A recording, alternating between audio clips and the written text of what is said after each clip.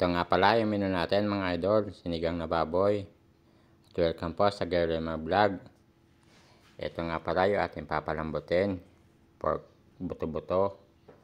Ayan na nga, numpisahan ko ng nilaga. Ito yung ating naluto na. Ito yung ating gagamitin sa pagluluto, sibuyas, bawang, kamatis, nor. Gagamit tayo dyan ng sitaw, sili, okra, at kangkong. Gagamit din tayo dyan ng gabi, yung pampalapot. At ito nga yung ating pagluluto kanina. Pinalambot natin yan mga 1 oras. At mga lipas nga yan, nag-umpisa na tayo mag-gisa ng bawang. Isunod natin ang sibuyas. Pagkatapos nga natin mag-gisa ng sibuyas, ihulog din natin ang kamatis.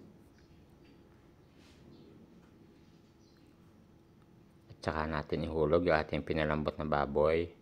Maglagay tayo dyan ng gabi. Nilagay ko na yun dyan yung pinakuluan kanina na sabaw. Naglagay tayo dyan ng pampaasim, yung nor sinigang. Isunod natin yung ating mga gulay. Unahin natin yung okra. Isunod natin yung sitaw. At isunod din natin yung ating gulay na kangkong. Halo-halo lang natin mga idol. At mga lipas nga na ilang minuto. At ito, luto na yung ating pork sinigang mga idol. Paki-follow, like, and share na din mga idol. Maraming salamat.